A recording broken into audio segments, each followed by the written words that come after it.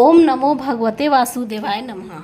माताएं एवं बहनों, दोस्तों और साथियों, आपको भक्ति सागर चैनल पर आप सभी का बहुत बहुत स्वागत है। तो दोस्तों, आज हम सुनेंगे साल 2026 की प्रधनी एकादशी व्रत कथा, जिसे सुनने से सारे कष्ट दूर होते हैं और सारे पाप नष्ट हो जाते हैं और अंतकाल में वैकुंठ लोक को प्राप्ति होती है। तो आइए इस कथा को हम सुनते हैं।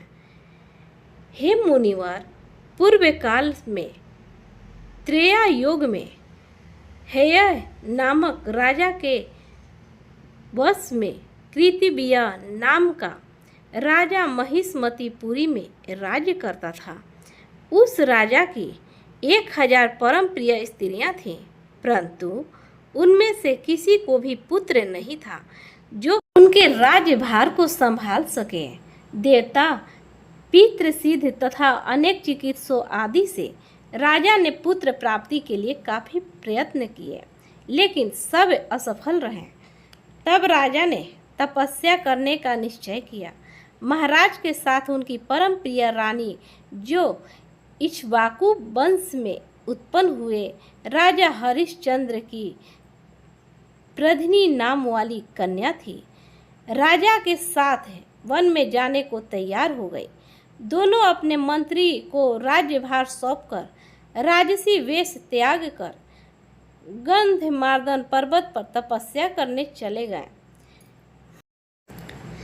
राजा ने उस पर्वत पर 10,000 वर्ष तक तप किए, परंतु फिर भी पुत्र प्राप्ति नहीं हुए।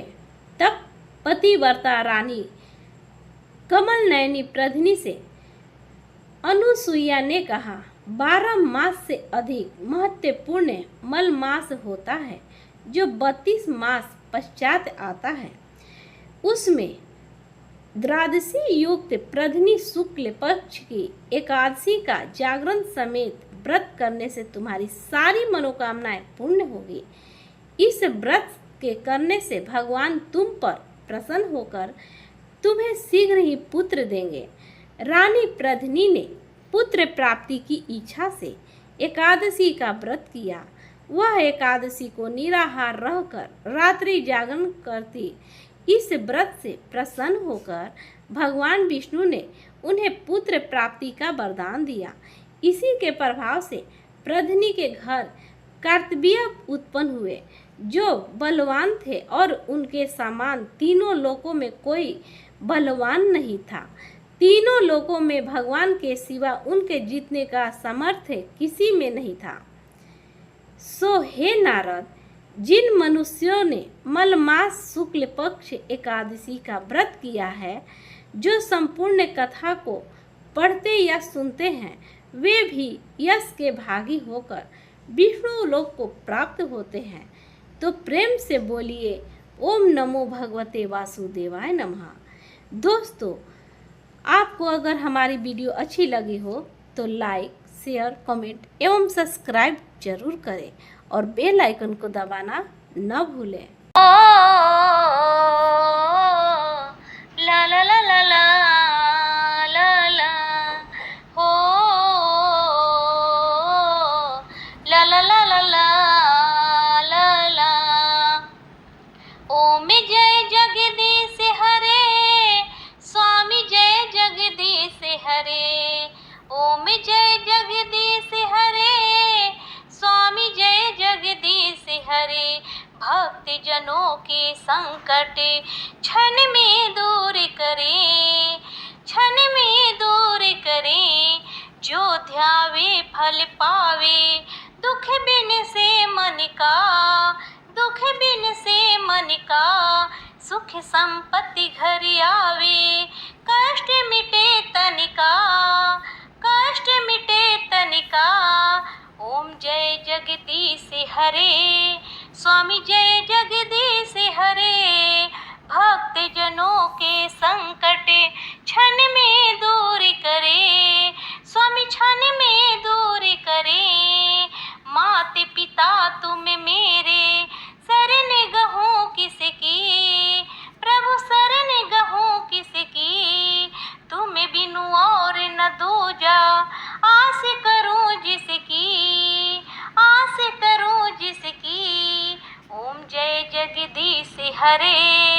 स्वामी जय जगदीश हरे, तुम पूर्ण परमात्मा, तुम अंतर्यामी, प्रभु तुम अंतर्यामी, पार ब्रह्म परमेश्वर, पार ब्रह्म परमेश्वर, तुम सबके स्वामी। ओम जय जगदीश हरे, स्वामी जय जगदीश हरे, तुम करुणा के सागर, तुम पालन करता, स्वामी तुम पालन करता, मैं मूर्ख खल कामी, कृपा करो भरता, कृपा करो भरता।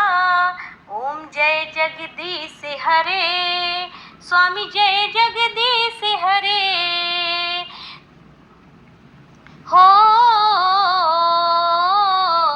ला ला ला ला ला ला ला, हो ला ला ला ला ला ला ला, तुम हो एक अगोचरे, सबके प्राणपति, सबके प्राणपति, किसी विधि मिलो दया में, तुमको मैं कुमती, तुमको मैं कुमती। ओम जय जगदीश हरे, स्वामी जय जगदीश हरे, दिन बंधु दुख हरता, तुम ठाकुर मेरे, प्रभु तुम ठाकुर मेरे, अपने हाथ उठाओ, द्वार पड़ा तेरे, द्वार पड़ा तेरे।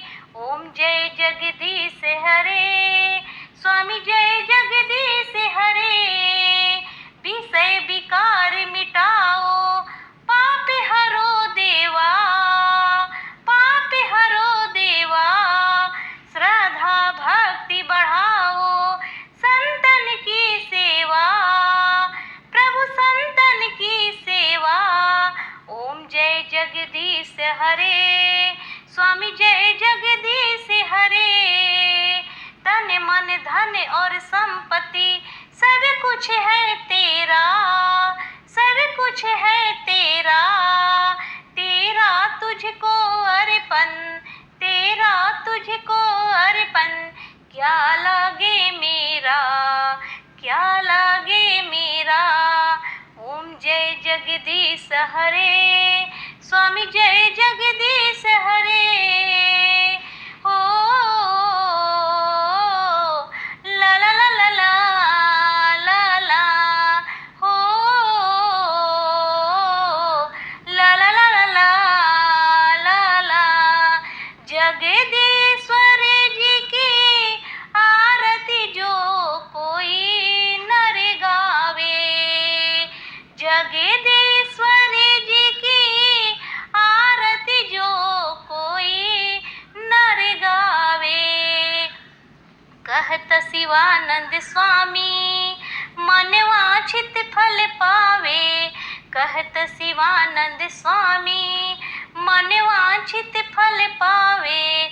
ओम जय जगदीश हरे, स्वामी जय जगदीश हरे। तो प्रेम से बोलिए ओम नमो भगवते वासुदेवाय नमः। तुलसी माता की संपूर्ण कथा। तुलसी से जुड़ी एक कथा बहुत प्रचलित है। एक बार शिव ने अपने तेज को समुद्र में फेंक दिया था। उससे एक महातेजस्वी बालक ने जन्म लिया। यह बालक आगे चलकर जालंधर के नाम से पराक्रमी दैत्य राजा बना। इसकी राजधानी का नाम जालंधर नगरी था। दैत्यराज कालनेमी की कन्या वृंदा का विवाह जालंधर से हुआ। जालंधर महाराक्षस अपनी सत्ता के मद में चूर उसने माता लक्ष्मी को पाने की कामना से युद्ध किया, परंतु समुद्र से ही उत्पन्न होने के कारण माता लक्ष्मी ने उसे अपने भाई के रूप में स्वीकार किया। वहां से पराजित होकर वह देवी पार्वती को पाने की लालसा से कैलाश पर्वत पर गया। भगवान देवाधिदेव शिव का ही रूप धरकर माता पार्वती के समीप गया, परंतु मां ने अपने योग्य बल से उसे तुरंत पहचान लिया तथा वहां से अंत्यध्याय हो गई। देवी पार्वती ने क्रुद्ध होकर सारा वृत्तांत भगवान विष्णु को सुनाया। जालंधर की पत्नी वृंदा अत्यंत पतिव्रता स्त्री थी। उसी के पतिव्रत धर्म की शक्ति से जालंधर न तो मारा जाता था और न ही पराजित होता था। इसलिए जालंधर का नाश करने के लिए वृंदा के पतिव्रत धर्म को भंग करना बहुत जरूरी था। इसी कारण भगवान विष्णु ऋषि का वेश धारण कर वन में जा पहुंचे, जहां वृंदा अकेली भ्रमण कर रही थी। भगवान के साथ दो मायावी राक्षस भी थे, जिन्हें देखकर वृंदा भयभीत हो गई। ऋषि ने वृंदा के सामने पल में दोनों को भस्म कर दिया। उनकी शक्ति देखकर वृंदा ने कैलाश पर्वत पर महादेव के साथ युद्ध कर रहे अपने पति जालंधर के बारे में पूछा। ऋषि ने अपने माया जाल से दो वानर प्रकट किए। एक वानर के हाथ में जालंधर का सिर था तथा दूसरे हाथ में धड़। अपने पति की यह दशा देखकर वृंदा मूर्छित होकर गिर पड़ी। होश में आने पर उन्होंने ऋषि रूपी भगवान से विनती की कि वह उसके पति को जीवित करे। भगवान ने अपनी माया से पुनः जालंधर का सिर धड़ से जोड़ दिया, परंतु स्वयं भी वह उसी शरीर में प्रवेश कर गए। वृंदा को इस छल का जरा सा भी आभास न हुआ। जालंधर बने भगवान के साथ वृंदा पतिव्रता का व्यवहार करने लगी, जिससे उसका सतीत्व भंग हो गया। ऐसा होते ही वृंदा का पति जालंधर युद्ध में हार गया। इस सारी लीला का जब वृंदा को पता चला तो उसने क्रुद्ध होकर भगवान विष्णु को शिला होने का श्राप दे दिया तथा स्वयं भी सती हो गई। जहाँ वृंदा भस्म हुई वहाँ तुलसी का पौधा उगा। भगवान विष्णु ने वृंदा से कहा, हे वृंदा, तुम अपने सतीत्व के कारण मुझे लक्ष्मी से भी अधिक प्रिय हो गई हो। अब तुम तुलसी के रूप में सदा मेरे साथ रहोगी। जो मनुष्य भी मेरे शालिग्राम रूप के साथ तुलसी का विवाह करेगा, उसे इस लोक और परलोक में विपुल यश प्राप्त होगा। जिस घर में तुलसी होती है, वहाँ यम के दूत भी असमय नहीं जा सकते। गंगा व नर्मदा के जल में स्नान तथा तुलसी का पूजन बराबर माना जाता है, चाहे मनुष्य कितना भी पापी क्यों न हो। मृत्यु के समय जिसके प्राण मंजरी रहित तुलसी और गंगा जल मुख में रखकर निकल जाते हैं, वह पापों से मुक्त होकर वैकुंठ धाम को प्राप्त होता है। जो मनुष्य तुलसी व आंवलों की छाया में अपने पितरों का श्राद्ध करता है, उसके पितर मोक्ष को प्राप्त हो जाते हैं। उसी दैत्य जालंधर का यह भूमि जालंधर नाम से विख्यात है। सती वृंदा का मंदिर मोहल्ला कोट किशन चंद्र में स्थित है। कहते हैं इस स्थान पर एक प्राचीन गुफा थी जो सीधी हरिद्वार तक जाती थी। सच्चे मन से 40 दिन तक सती वृंदा देवी के मंदिर में पूजा करने से सभी मनोरथ पूर्ण हो जाते हैं। तो सब प्रेम से बोलिए विष्णु भगवान की जय, माँ तुलसी की जय। श्रीमन्नारायण